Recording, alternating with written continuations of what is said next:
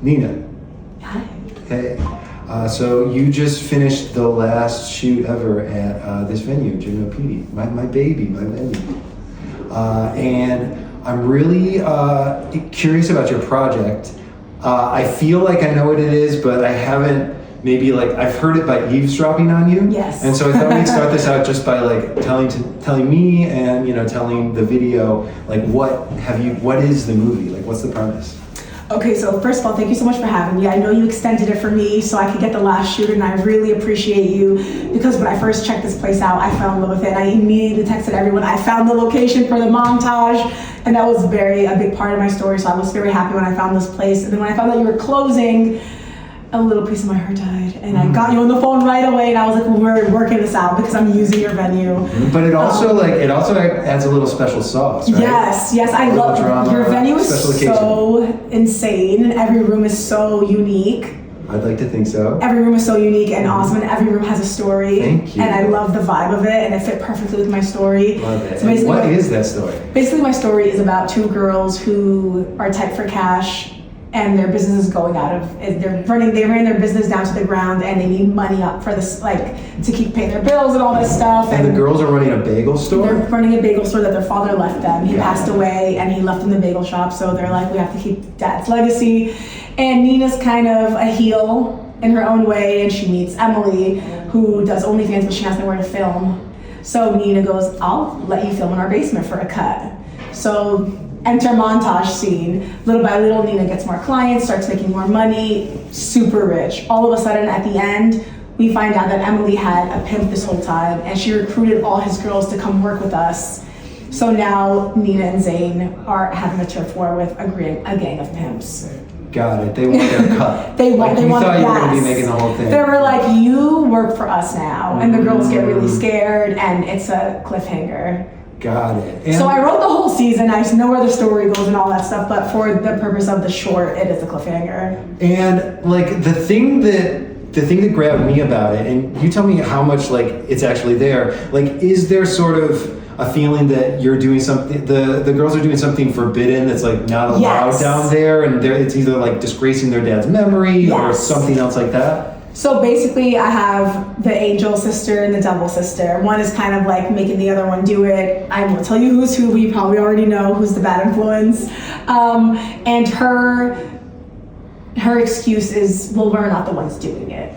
So we're not the ones we're not the ones doing anything wrong. Right. We're just providing a space for them. Right. We have no control over what they're doing. Right. So she kind of finds a loophole. Right. Which I think is justifiable. I mean, it's something that I've been thinking about seriously for 7 years because I rented this, I started using this space for free from the church and eventually renting it from them to perform like a relatively like wholesome, like inoffensive, surrealist play of mine, right?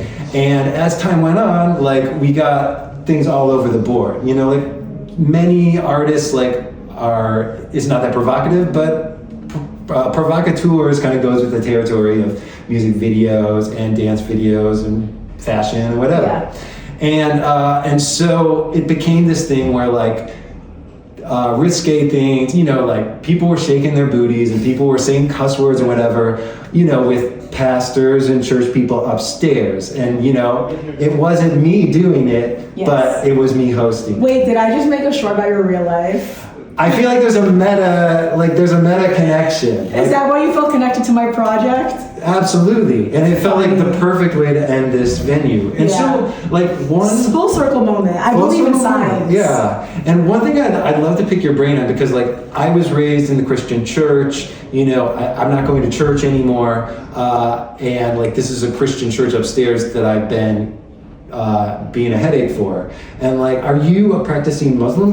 I am. I love Islam. I think Islam is perfect. I fast, I pray, I do all the things, but also I have my vices because I'm a human and humans aren't perfect. Right. And like in the Christianity I've grown up in, like I worked at churches where it's like lesbian and trans pastors and there's like a gay pride flag outside and like they're open to like the transgressiveness of real life. And I've grown up under like the super strict, like don't say a swear word, don't have sex before marriage. And I feel like there's something similar in For Islam, sure, right? yeah. And like, what's your relationship to that? What is it like, given that you're like a comedian and you're making movies like that? Like, how do you feel about it? What's your thoughts on it? My thoughts are, it's a perfect religion. I think in a perfect world, I would be a perfect Muslim, but it's not a perfect world, and it's really hard to do so. And I fell in love with stand-up comedy, and I do it full time, and it's hard not to just, I mean, being a comedian is about being authentic.